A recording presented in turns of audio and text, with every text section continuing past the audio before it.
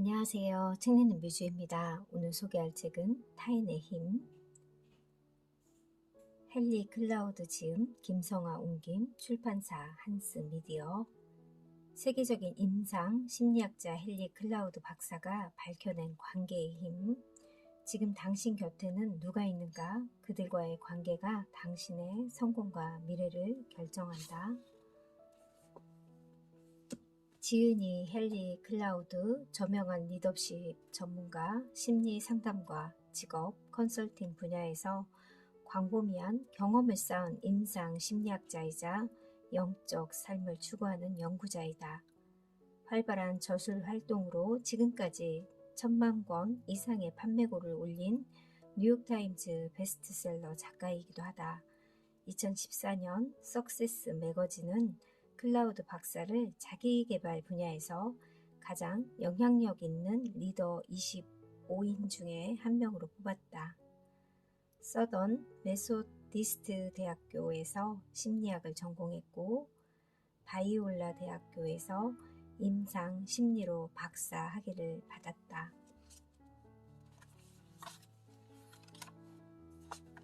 인간의 능력 그리고 당신의 능력에는 한계가 있다고들 한다. 과연 그럴까? 이 책은 위의 질문을 집중적으로 다룬다. 다만 한계의 존재 여부에 대한 답을 찾는 것이 아니라 그 답을 확실히 알 수 없다는 초점을 맞춘다. 인간의 진짜 한계를 어떻게 알겠는가?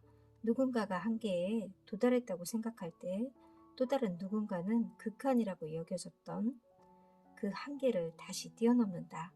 기존에 알고 있던 한계는 늘 재정립된다.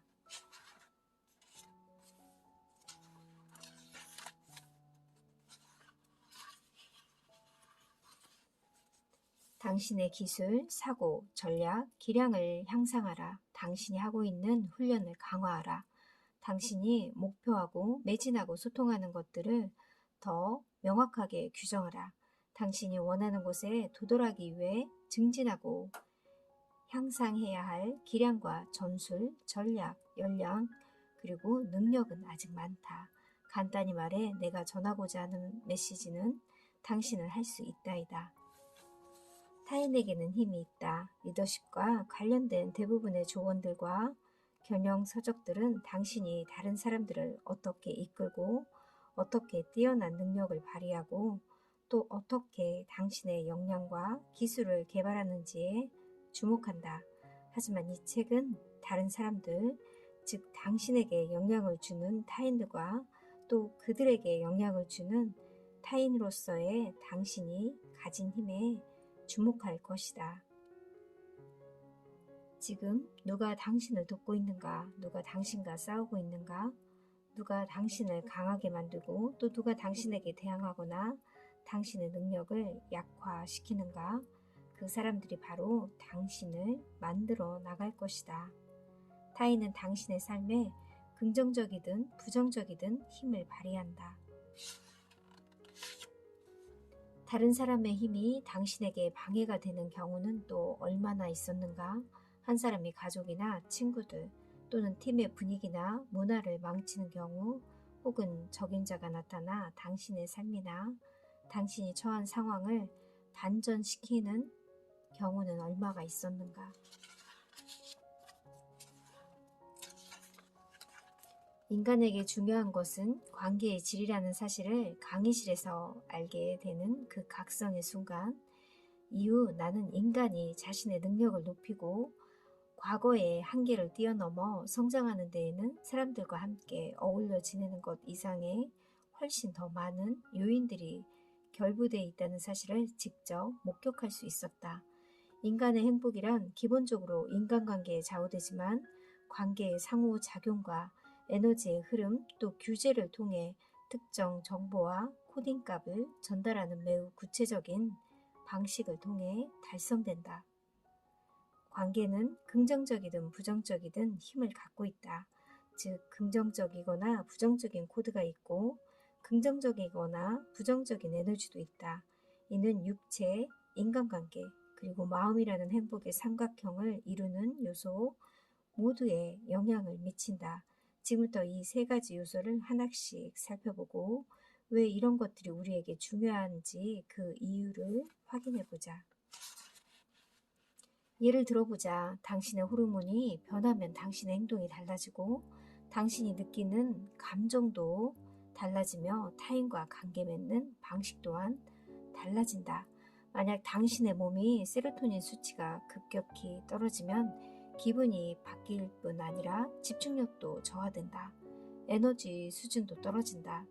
인슐린 기능의 저하로 체내 포도당 수치가 바뀌면 당신의 사고력과 에너지, 행동, 그리고 신체의 다른 능력들을 관할하는 기관에도 영향을 주게 된다.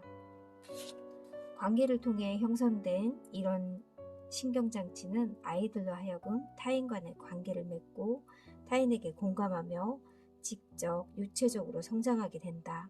건강한 관계는 감정 통제 능력, 문제 해결 능력, 스트레스 해소 능력, 그리고 회복 탄력성 같은 다양한 기능들을 두뇌에 주입한다.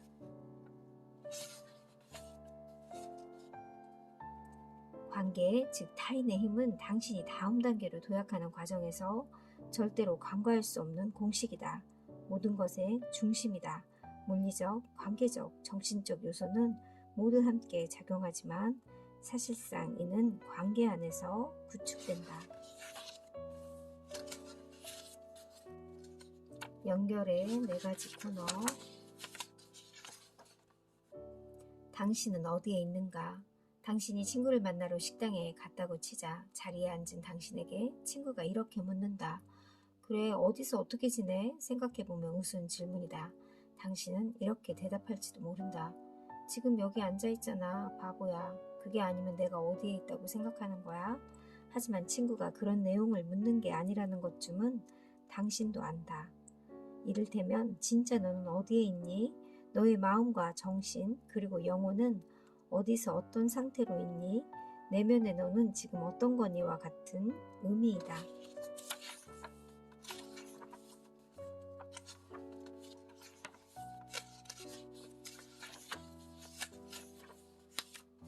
코너 4로 핸들을 돌려라. 욕구, 어떻게 보면 욕구란 삶을 지속시키는 본질과 같다.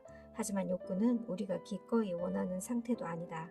이는 이들의 삶에 존재하는 역설의 극치이다.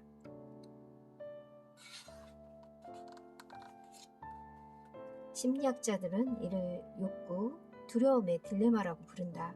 자신이 나약하기 때문에 욕구를 인정하는 것이라는 두려움 속에서 발전 없이 계속 평행선을 걷게 된다. 타인으로부터 더 많은 것을 원할수록 도움을 요구하는 일은 더 두려워진다. 진정한 연결, 아주 간단하게 표현하면 진정한 연결이란 당신의 가슴, 마음, 영혼, 열정을 모두 바칠 수 있는 관계로 그 안에서 당신은 완전하고 진실하며 꾸밈 없는 나로 존재할 수 있다. 관계를 맺은 양쪽 주체 모두 완전한 자아로 존재하고 서로를 이해하고 서로에게 투자한다.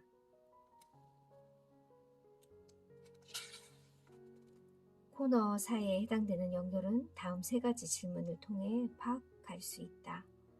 나는 어디에 있는가? 적은 어디에 있는가? 나의 친구는 어디에 있는가? 진실을 가리는 가면, 심리학에서 오랫동안 사용되어 온 개념으로 진짜 자아와 가짜 자아가 있다. 글자 그대로 진짜 자아는 실제 당신을 의미한다. 반면에 가짜 자아는 자신을 보호하기 위해 쓰는 가면을 뜻한다.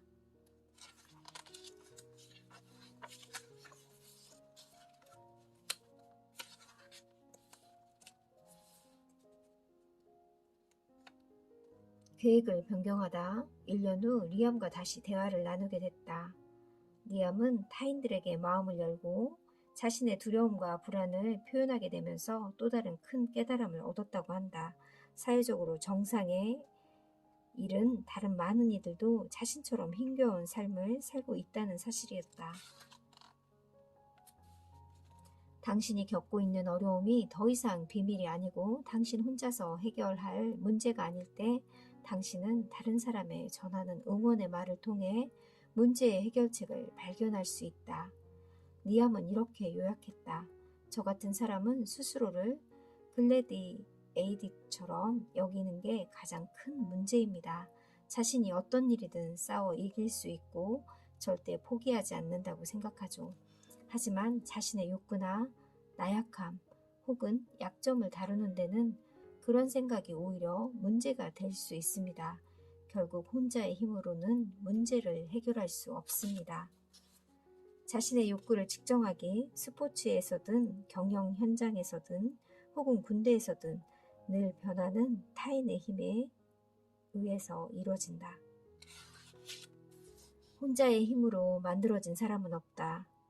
모든 위대한 리더는 자신에게 어떤 욕구가 있든 그 욕구를 충족시킬 줄 만한 다른 사람에게 마음을 열었다.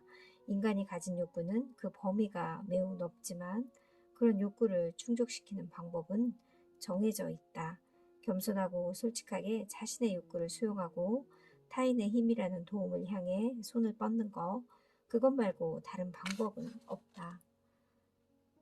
누군가가 자신에게 도움이 필요하다는 사실을 깨달을 수 있도록 갖가지 방법을 동원하는 일이 나는 더 이상 중요하게 느껴지지 않는다. 이제는 도움을 원하는 사람들에게만 내 시간을 할애하고 싶다. 그들이야말로 앞으로 더 많이 성장하고 더 나아질 수 있는 사람들이기 때문이다. 그리고 여기에 진짜 교훈이 있다. 그들은 어쨌거나 늘 최고인 사람들이라는 점이다.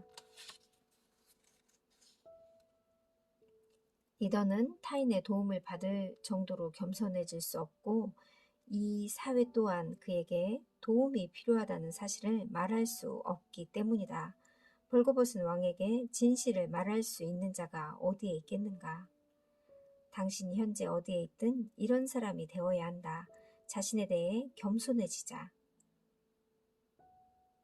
정서적 지원이든 용기든 지혜든 전문성이든 아니면 커뮤니티를 위해서든 코너 사로 가서 그곳에 머물러라. 뛰어난 능력을 주입하는 연료. 당신은 삶을 뒤흔들 만큼 엄청난 사건을 경험한 적 있는가? 당신이 생각했던 것들이 전부 잘못됐거나 기대했던 것과 정반대의 결과를 낸 적이 있는가?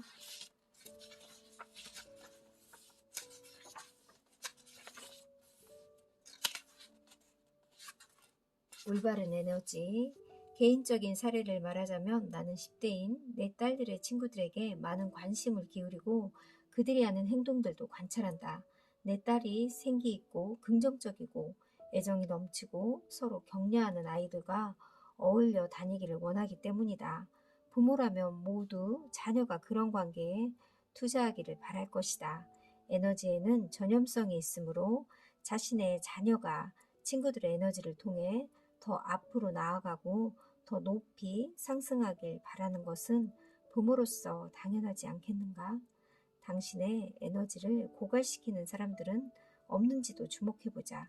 그렇다고 그 사람들에게 벼랑간 미안하지만 당신에게는 부정적인 에너지가 느껴져서 제 삶에 발 붙이게 하고 싶지 않아요 라고 말한 후 자리를 박차고 나가 그의 연락처마저 지우라는 말은 아니다. 물론 끝내야 할 관계도 있지만 말이다. 부정적 에너지가 주는 불편함을 무조건 회피하는 사람이 돼서는 안 된다. 의사들이 환자들과 접촉해서 발생하는 감염을 피하기 위해서 마스크를 쓸 때가 있다는 사실을 기억하자. 매우 치명적인 감염에 대해서 방호복을 입기도 한다. 따라서 당신의 필요에 의해서든 의도적이든 어떤 부정적 에너지와 접촉할 상황이 생기면 감염을 막기 위해 예방책만은 확실히 준비해야 한다. 이 시대를 살아가는 우리는 당신의 에너지를 관리하라는 말을 많이 듣는다. 중요한 개념이지만 이 말이 단지 당신의 업무량을 조절하고 휴식을 취하라는 의미만은 아니다. 사람들은 서로에게 가서 에너지를 받고 또 뺏기기 때문이다. 그 차이를 알고 이에 합당한 계획을 세워야 한다.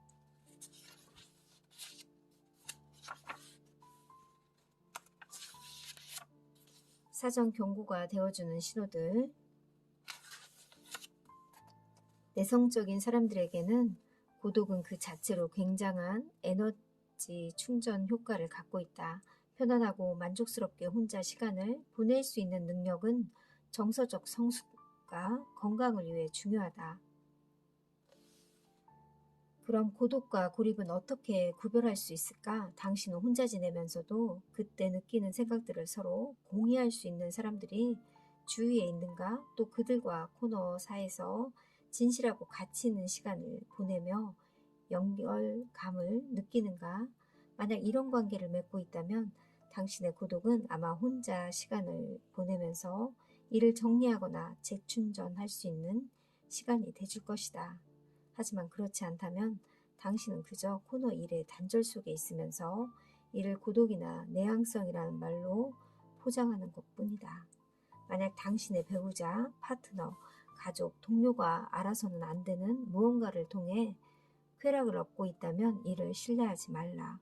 당신의 내면 내에 충만함을 채워주지 못하지만 단지 일시적 만족감을 위해 반복하고 싶은 것이라면 이는 양분이 아니라 중독임에 틀림없다. 그 일을 통해 진짜 자아가 될 수 없다면 그것은 어쨌든 가짜다. 챕터 6번부터는 다음 시간에 소개해 드릴게요. 감사합니다.